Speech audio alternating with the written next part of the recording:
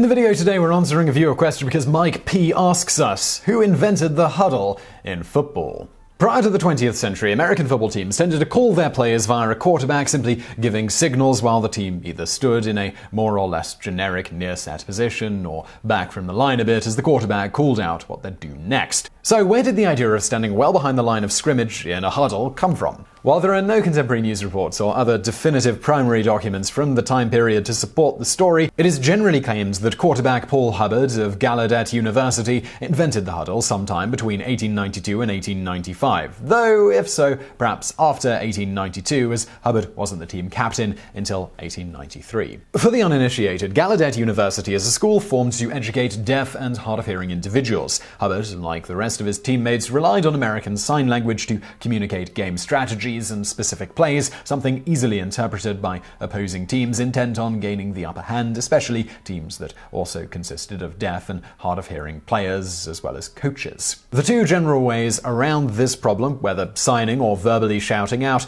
are to code the signals or to simply block the other team from being able to see them. Hubbard supposedly chose the latter, instructing his teammates to form a circle around him in order to discuss the plays. As to how this huddle spread to other teams and even other sports, this isn't any clearer than the commonly touted Hubbard origin story, at least as far as hard documented evidence is concerned. It is often claimed to have spread via deaf and hard-of-hearing students taking it to other schools after graduating from Gallaudet University. Some of them went on to teach or coach at other schools for the deaf. After leaving Gallaudet in 1896, he returned to his hometown of Olathe, Kansas, as a teacher at the Kansas School of the Deaf. In 1899, he started the school's football program and coached for many years, with it claimed he taught his players the huddle. However, Hubbard himself appears to have never said that he did this, and there is no contemporary evidence backing up that the team at the Kansas School for the Deaf used the huddle under Hubbard. Of course, if Hubbard really did use the huddle previous to this, presumably he would have brought the practice over to his new team.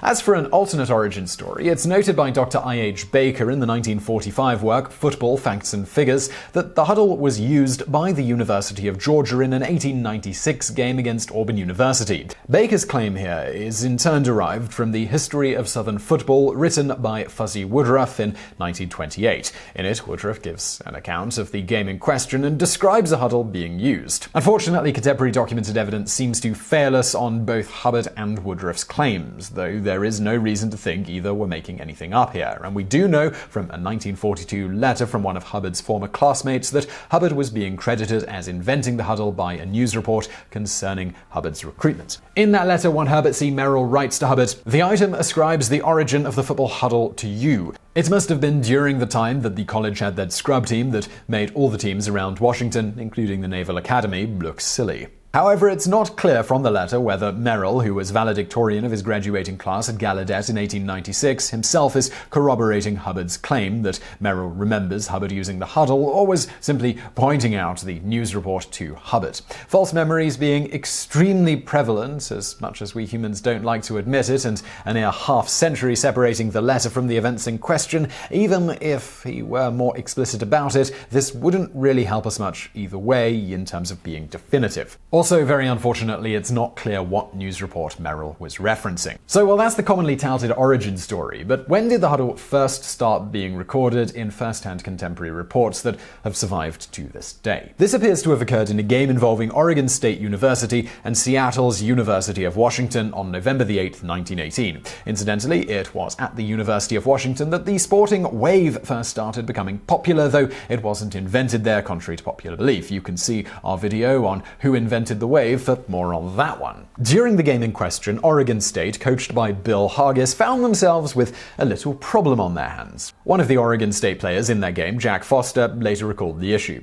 As I remember, in the first half of that game, the U of W team was reading our signals as the quarterback called them and was stopping us cold on nearly every play. So, during halftime, Coach Hargis told us to whisper the play out of hearing of the defensive team, and then our plays began to work. We did not use it on every play. Famed Seattle Post-Intelligencer editor Royal Broom noted of this then bizarre move in the game, "I remember how puzzled the writers were when the Oregon team lined up in a group 5 or 10 yards behind the line like like they were holding a prayer meeting or something. Hargis, however, did not claim to have invented the huddle, simply claiming he was the first to use it in a college game as far as he was aware. As to where he got the idea, he stated, "I was refereeing a high school game out there, and it was one of those close grudge battles where the crowd cheered loudly and the band played the same way. The offensive team got down to a do-or-die play, and the boys couldn't hear the quarterback's signals, so he called them into a huddle to give them the play. I thought a lot about that, and I experimented with it at Oregon State. Other coaches criticized it because they said it cost time, but I put a stopwatch on it, and it was often faster than the signal calling system." With the huddle seemingly being a success in 1918, Hargis continued to use it on occasion and later brought it to Emporia State University in Kansas in 1920. Within a year of that, famed football coach Bob Zucker of the University of Illinois at Urbana-Champaign, who is sometimes credited as inventing the huddle, started using it. Notably, columnist Frederick Mager, in an article published in The Frat in September of 1946, claimed Zucker didn't himself say he invented the huddle, nor that he got it from Hargis, but that Zucker admits he took it from an unnamed deaf football team he saw somewhere. Whatever the case, soon after Hargis and Zucker pioneered the huddle in college football, many teams at every level of the sport began adopting it. So I really hope you found that video interesting. If you did, please do hit that thumbs up button below and don't forget to subscribe. We've got brand new videos just like this every day of the week. And if you're looking for more videos from us, hosted by my occasional co-host on this channel, Daven, do check out Fact Quickie. It's much shorter content, same sort of vibe as this, just in about a minute or so as a format. You can find that linked to on the screen now as well as below. And as always, thank you for watching.